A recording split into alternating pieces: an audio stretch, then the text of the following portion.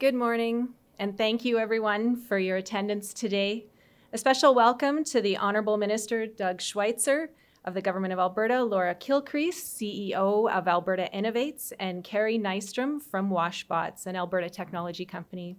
First off, we acknowledge the many First Nations, Métis, and Inuit who have lived in and cared for these lands for generations. We are grateful for the traditional knowledge keepers and elders who are still with us today and those who have gone before us. Alberta Innovates respectfully acknowledges that we are situated on traditional territory of the Treaty 6, Treaty 7, and Treaty 8 First Nations, home to Métis settlements, the Métis Nations of Alberta, and Regions 2, 3, and 4 within the historical Northwest Métis homeland. We respect the histories, languages, and cultures of the First Nations, Métis, and Inuit, whose presence continues to enrich our vibrant community. We are here today to announce that Alberta Innovates, with funding from the province of Alberta, has invested $18.7 million over 3 years to 8 regional innovation networks. These are also referred to as RINs. We will hear from Minister Doug Schweitzer, Laura Kilcrease, CEO of Alberta Innovates, and Ms. Carrie Nystrom from Washbots, a company that has experienced the benefits of working with the RINs. Regional Innovation Networks, or RINs, gather partners such as Community Futures, Business Link, post-secondary institutions, municipal economic development agencies, and entrepreneurs together to accelerate the growth of technology and knowledge-based startups with existing businesses around the province. The RINs are based out of Wood Buffalo, Grand Prairie, Lloydminster, Edmonton, Red Deer, Calgary, Lethbridge, and Medicine Hat, and represent the regions around those centers to cover the province. Technology ecosystems are built through collaboration and connectivity of the people in the community, as well as connectivity to resources across the province and beyond. Over the next 3 years, the RINs will provide business and technical services at a community level, connect companies to resources, and activate investors across the province to support Alberta-made technology. RINs are governed by the community, are challenged to adapt to the changing business environment around them, built to share learnings between RINs, and are client-focused. The facilities and services of the RINs and the broader Innovation Network can be found at connectica.ca. I would now like to introduce Minister Doug Schweitzer to speak more about the investment. Minister Schweitzer was elected to the Legislative Assembly of Alberta on April 16, 2019 as MLA for Calgary-Elbow. Minister Schweitzer was appointed as Alberta's Minister of Jobs, Economy and Innovation on August 25, 2020. Schweitzer oversees the implementation of the Alberta's Recovery Plan, its sector strategies, and Alberta's growth agenda. He's passionate about restoring Alberta's promise, an Alberta in which, no matter where you come from, if you work hard, you can succeed. This passion aligns to the community focus of RINs. I would like to now welcome him to the podium to speak more about the funding announcement. Welcome.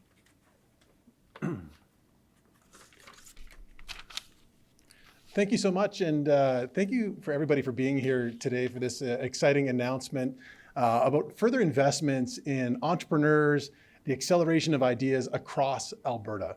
And then one reason why this is so important right now, when you take a look at where Alberta's economic recovery is that when you look at where does Alberta need to get to by 2030 and 2040 and beyond, and take a look at the economic diversification that's happening right now across our province.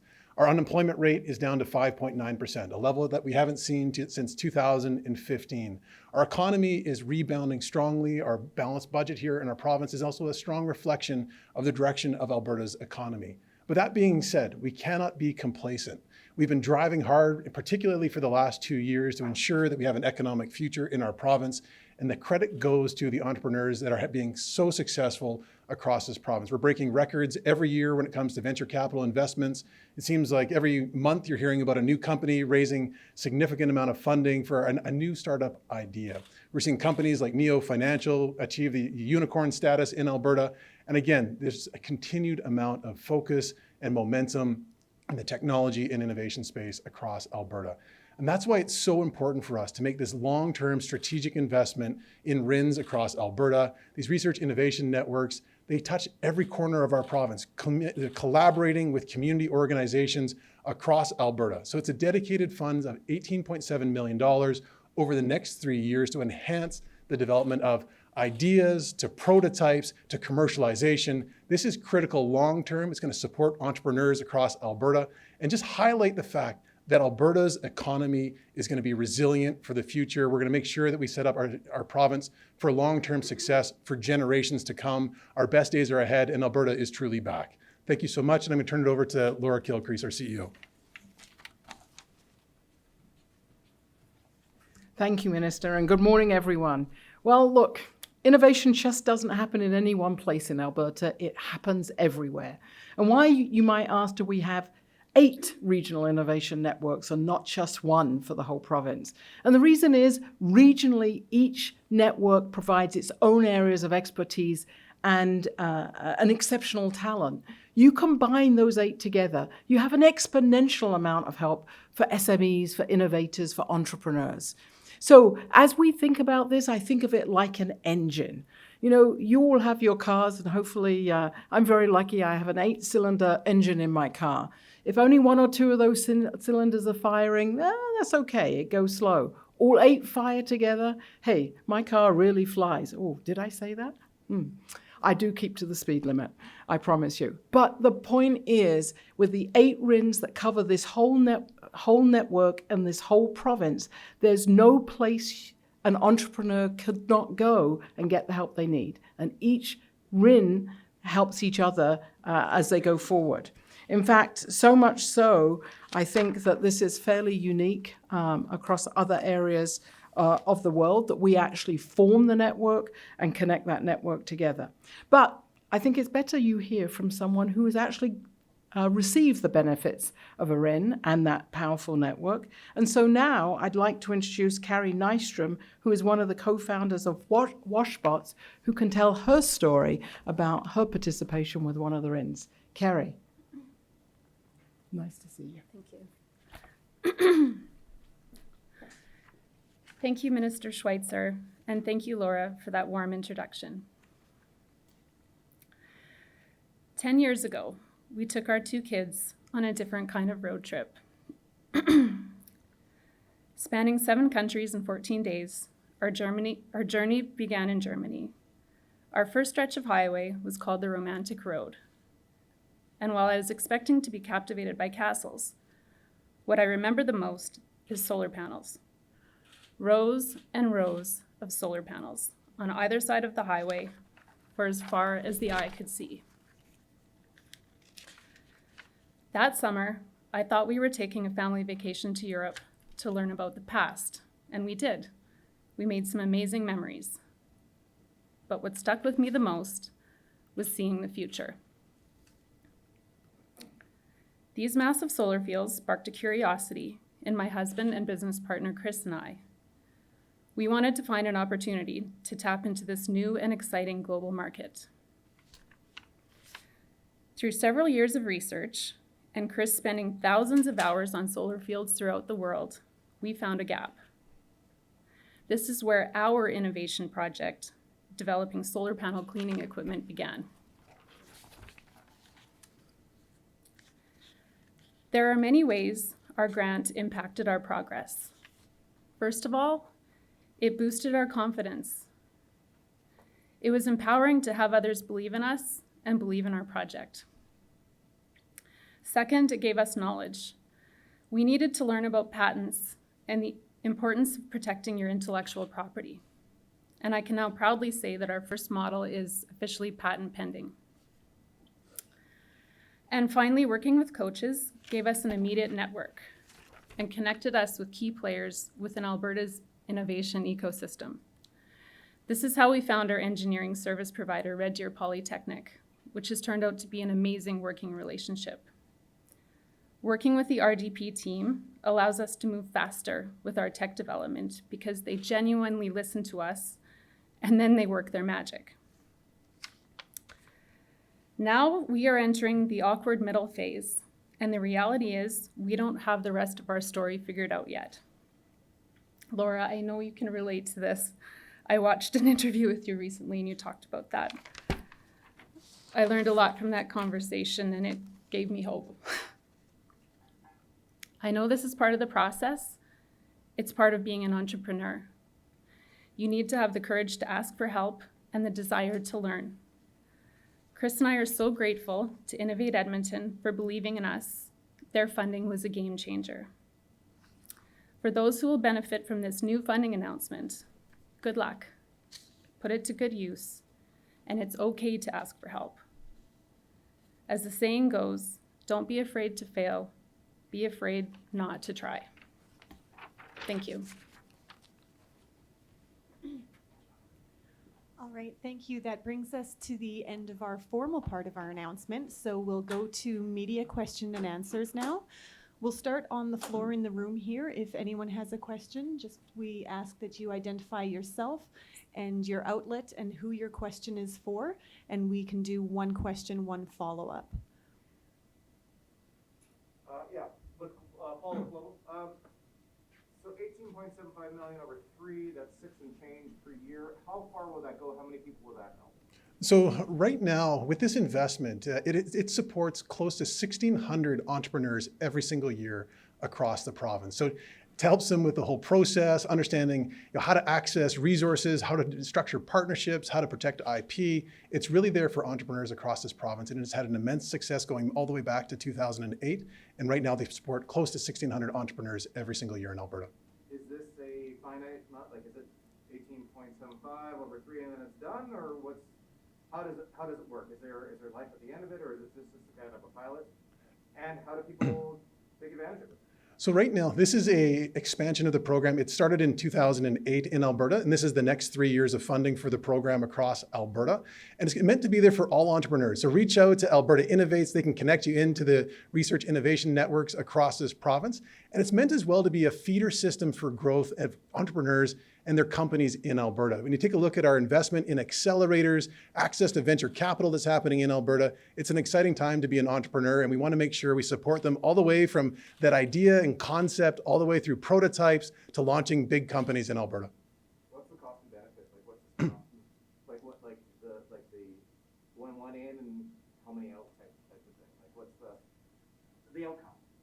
So on that side there, I'm going to defer to either Laura Kilcrease or the team at RIN to give you the specific details on the program and its track record and history. So I'll turn it over to Laura. Thank you. Thank you, Minister. Hey, I want to bring the expert here, which is Carla Otto with me, who runs this program every day and does a magnificent job. Carla, the question is, what's the return on what we've been doing since 2008? So if you want to look at what we've created, you can see that our investment landscape in Alberta is increasing. We're having record-breaking years already in investments. That didn't just start yesterday. That started with a history from the RINs. So if you look at what the RINs do annually, like the minister had said, we see an average of 1,500 new companies a year. That is a funnel that then feeds into extra supports all the way down to our accelerators that are now in our ecosystem, that are now servicing about 100 to 200 clients a year. So that's the funnel that we want to see. We want to even grow that wide end of the funnel even more with all the reach across the province. Some of the statistics we've shown recently, and we don't have 2021's numbers quite yet, we will shortly, is typically anyone who goes through the RIN and the accelerator programs increases their exports by about 52% within 3 years of going through the program. On average, for every dollar we've invested, we have a return to those companies of somewhere between $28 and $30 of investment they raise within a 3 to 4 year period after they've been through these programs. And there's many other statistics we can give you. I can't remember them all off the top of my head in terms of job creation and diversification of the economy. But that gives you a flavor for how we're working this as not just the network of the RINs, but how it strengthens the whole ecosystem that an entrepreneur, an innovator, or someone with just a good idea and doesn't know where to go can go to get that help. And do we have Spellings. Kilcrease is Kilcrease, and Otto is Otto. Are there any other questions on the floor? Then operator, can you put through the first caller, please? Kyle Moore, Kicks FM. Hi there. My question here is for Minister Schweitzer. By having some of these different kind of regional networks covering different sections of the province, how will this help in getting some more of these tech startups happening more in some of the rural areas of the province? Well, this is designed to help all facets of the Alberta economy. So everything from agricultural technology development, you've got financial technology services, blockchain, artificial intelligence, you name the piece of Alberta's economy. If you're an entrepreneur, Alberta Innovates has a resource to help you grow your company, give you that mentorship.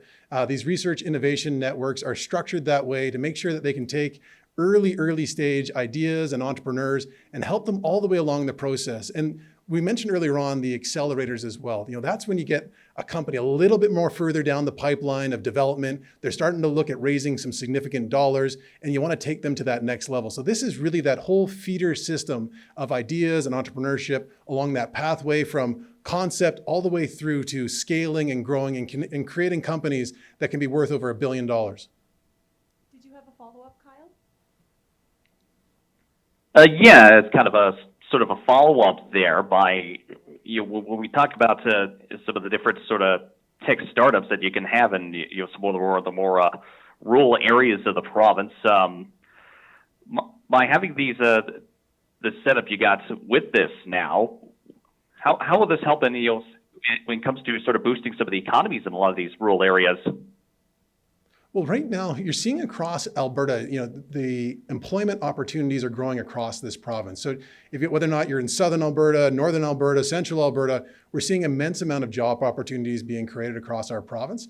And it's not just in our conventional oil and gas industry. We're seeing investments in value-add ag. We're seeing a huge opportunity for us in growth now as tourism opportunities come back on stream post-COVID. All those different opportunities across Alberta. So we want to make sure, though, that every single entrepreneur across this province has the resources that they deserve and the opportunities for mentorship to take their ideas and scale it in their communities and grow and get to the full potential of what they're trying to achieve with their company and their business idea.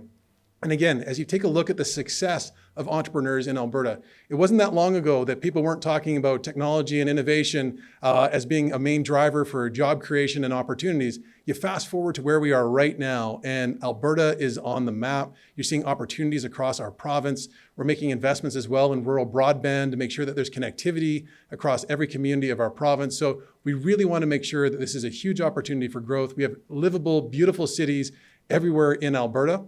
And with more and more opportunities for people to choose where they live and grow, this is an opportunity as well for us in the province of Alberta to support those entrepreneurs across our province.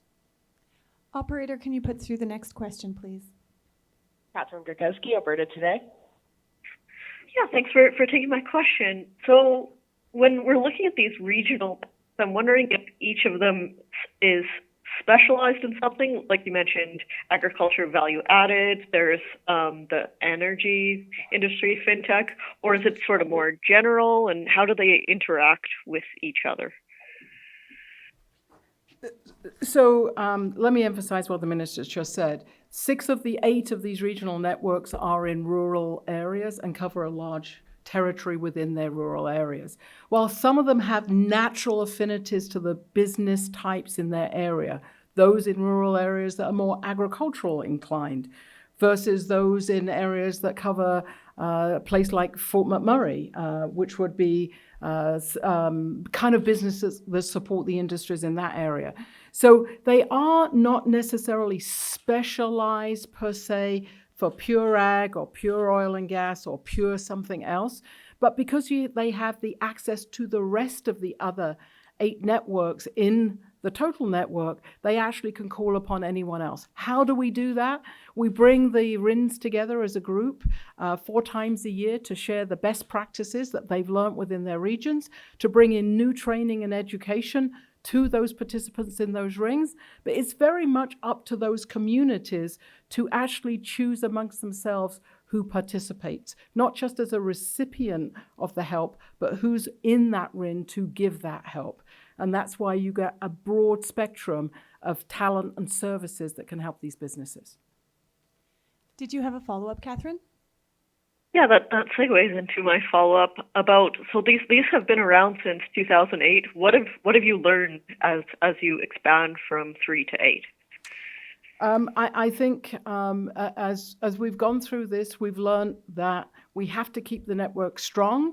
And so while the network has lots of talents to help the entrepreneur, we have to keep helping them upgrade their talents.